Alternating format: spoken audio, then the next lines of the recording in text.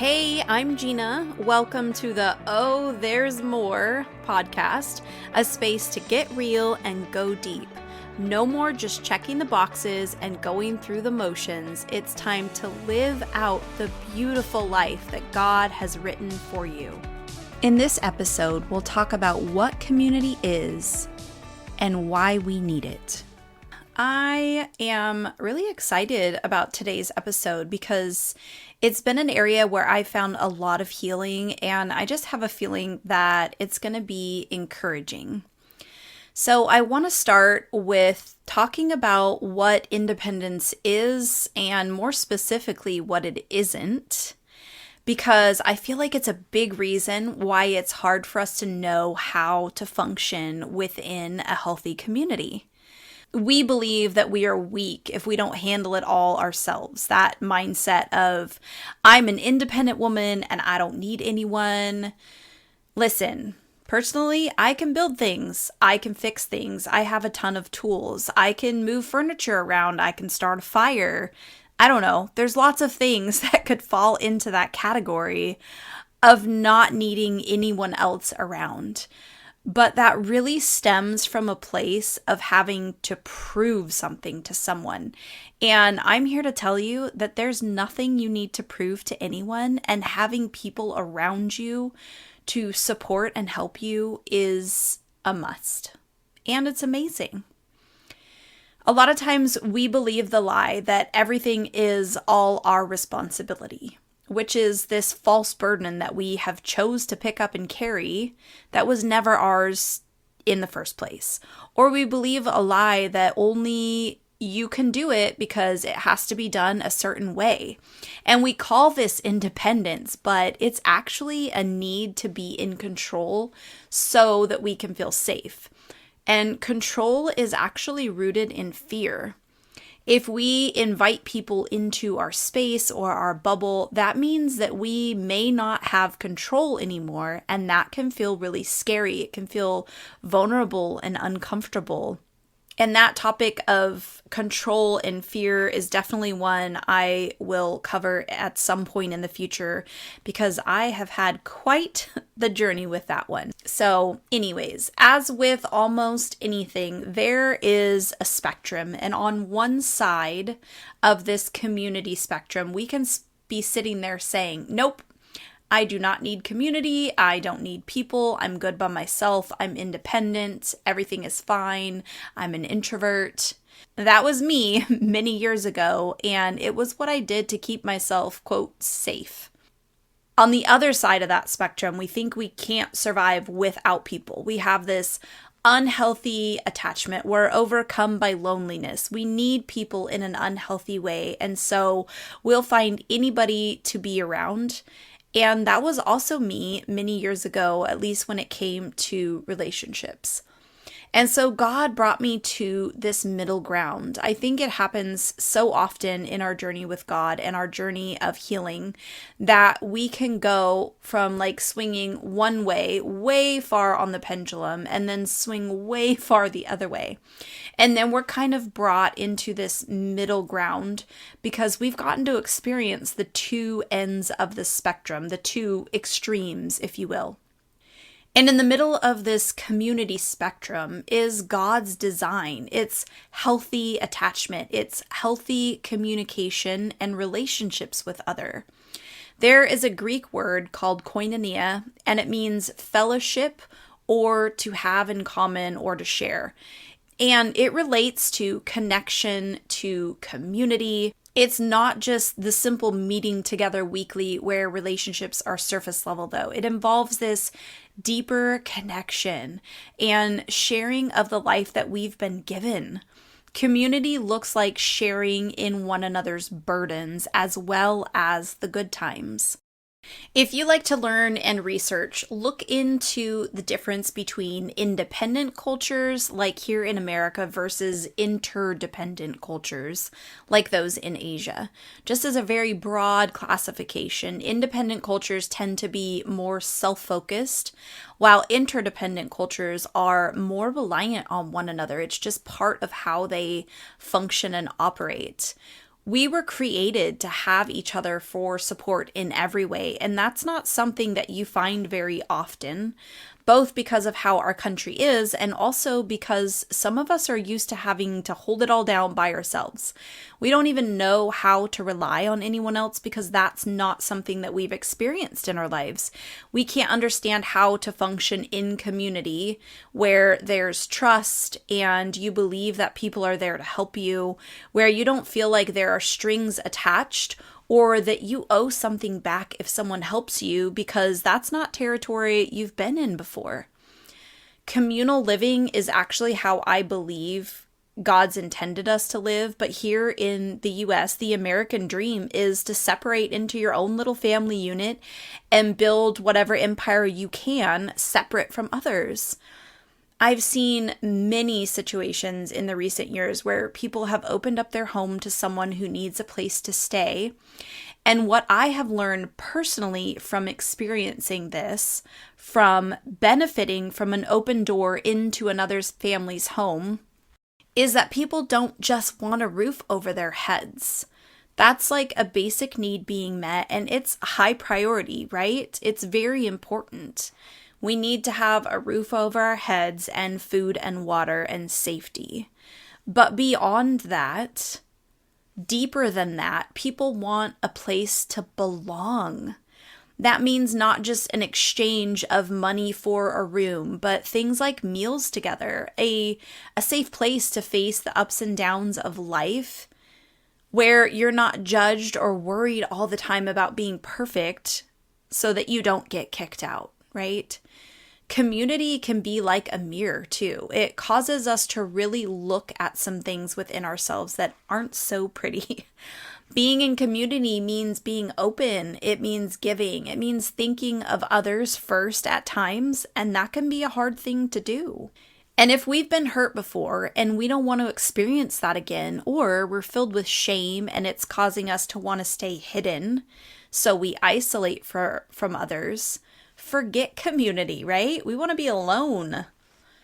So many times we've been hurt by others or within community. And what is so interesting about that is that because we were designed to be not only in communion with God, but in community with others, that is the exact place where we are going to find healing. Yes, we have to make sure that we have room left for healing to happen with God, but community is a big factor in that as well. Community will bring people into your life that will show you the unhealed places in you too. Goodness, God knows what He's doing, and we get to heal with others, by others, and because of others. That means that we don't always have to do it all or figure it all out on our own. There are people there to support and to encourage, to share a viewpoint or a perspective that maybe we haven't thought of. And they're also there to call you higher. Having the right community means that when we have that stinking thinking and we really need someone to give us a loving reality check, they'll be honest. They'll call us back to the righteousness that's already in us, right? Jesus is in us and He is righteousness. So that means we carry righteousness in us. And sometimes we just need someone to help turn us slightly back towards it. They have our back. They're our eyes and our ears and our helping hand. They're God's design for us to not be alone. I am a DIYer. I love home renovations and projects where you get to bring something back to life. You get to restore it and make it beautiful again. And in every project, I seem to get to a point where I say to myself, oh, why did I decide to do this? It's exhausting. There's a huge mess. It looks 1,000 times worse than when you started, and really you just want to quit. But if you did, that would mean that whatever area you've tore up and trashed isn't going to be livable until you push towards that vision that inspired you to start in the first place. And then at the end, you have something beautiful that you can sit back and look at, and you have like this joy and admiration for it. That is much like the process of healing. And each part that is healed adds more beauty to the big picture of your life. You get to look at things differently. You stop reacting. You stop being defensive and offended all the time. You can see this clear picture of what's really going on instead of the distorted one that the enemy wants you to have. And at a certain point in this journey, you start to see how other people have to play a big role in your healing. You cannot simply do it alone. You just can't. No matter how much you want to, it's just not possible. And I've spent the last year healing in ways that would have never happened if I would have been alone. I even asked God at one point, why couldn't you have done all of this for me and in me when I was in my own house, in the privacy of my own space, where no one else had to see any of this or had to be a part of it? And God pointed out to me that alone means you can hide. It means you can avoid. It means you can even manage what you're around and when you're around it, so that when hard things are dug up, you don't have to face them by working through them. You can just go hide somewhere. And God knew that it was time for me to be in community, so much so that we've been staying with a family of 6 in their home for over a year. I've gotten to experience what true community is on a level that I would have never signed up for if I'm just being completely honest. Why? Because my default was to stand tall, make it happen, be tough, and go at it alone. It was how I survived the first 30 or so years of my life. Add all of that to being an introvert, and I for sure wouldn't have picked this path. And yet, I needed it more than anything else. To have people stick with you through what you feel like others would run from, and have them treat you like it's no big deal, like it's just part of life, is so incredibly healing. I can't even begin to explain it. I have been given a front row seat to see what it means to be in and function in community the way that God designed. He made us for community. And as we heal, we can see that more clearly. We can be independent. And maybe more fitting words to use would be that we're capable, or we're self-starters, or we're sure in what we're doing, or we're confident. But those things don't leave out other people from the equation. And for many of us, independent meant capable. If you were not independent, then you were weak and you were less than. And that is just so far from the truth. It makes me think a little bit about humility and how it's seen as a weakness as well, but it's actually the opposite. You have to know who God says you are and be secure in that in order to be humble. Or how people think that leadership is looking down on those that you're leading and dictating to them what to do. But in reality, a good leader is one who is actually leading from the front and serving. Being in community with others does not represent someone who's weak. It's actually the opposite. It shows strength to be able to be in relationship with others and function in a healthy way with them. In community, you have to be willing to be honest and vulnerable. You don't get to hide the parts of you that you don't want people to see if you want to have a deep connection with them, if you want to function in community in a healthy way. And you can't ignore places of friction if you desire for that relationship to be strengthened. Interestingly enough, just like our relationship with God, it's through those tough situations and circumstances that relationships grow deeper and stronger. If you've ever been through the really hard stuff with someone, you know exactly what I'm talking about. When things fall apart and you can't hold in the parts of yourself that you try to keep hidden, and that person sticks around anyway and wrestles with you in the pit to help you come out, that is where bonds are built. Being with others gives you a place for something called attunement. It's where you share the deeper parts of your heart, and instead of them pulling back or changing the subject or making you feel less than, They come closer. They want to know more. They hold space for you to share where you're at and what's going on in your life.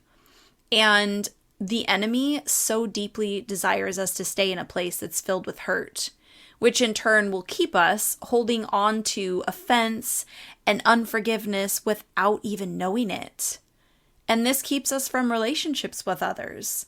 That self-protection kicks in and we just think that we are better off alone. It's safer if we're by ourselves. People won't have to see that other part of us and they won't reject us, right?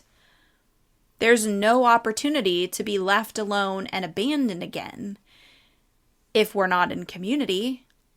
And isn't that exactly how the enemy would love to keep us? I grew up in the Pacific Northwest, just outside of Portland, Oregon, and at 18, I joined the Army and moved a whole 2 hours north to Tacoma, Washington. So for about 35 years, I lived in a place that was pretty rainy. I ended up moving to Southeast Washington to the desert for 7 years, and then came back over to what I call the rainy side of the Pacific Northwest, where I grew up. And when I came back, I realized I knew for those 35 years that it's rainy. Anybody that's heard of the Pacific Northwest even knows that it's known for how rainy it is and how green it is and beautiful, right? But I didn't realize how rainy it actually was until I left. And that's what healing will do. You step out of what feels like normal and you come into a place of being more healthy. And all of a sudden you're like, wow, I never realized what I was missing. I never realized how dysfunctional this was or how unhealthy this was. You just feel lighter and you get to see things through a different lens. And when you've been able to heal to a place where you can be in community and you want to be in community, where you're able to open yourself up to others in ways that you never would have dared before, there's that shame and rejection, the fear of abandonment or whatever else has been so heavily weighing you down that just will not be able to stop you from living with others in a full way. We heal in community with others to hold that space for us and with us. And it's such a beautiful gift that God has given to us. And just like healing can be something that we wince and pull away from because of the pain, the thought of community can be the same for us. But I want to encourage you once again to press in to find that community that will stick with you through the ups and downs, because they are just part of life. Find the people that will be honest with you, that will share with you their hearts and be able to help you see the things that you can't see so that you can face them and get to the other side of them. Community is actually a beautiful place where you get to flourish in ways that you simply can't without others. So don't be afraid. Don't let your past experiences with people deter you from finding your group of people, from finding that community that is needed for this next part of your life. If you enjoyed this episode and you'd like to help support the podcast, please subscribe, leave a rating or review, and share it with your people. You can go to my website, ginapeak.com, to find extra resources and info. Until next time.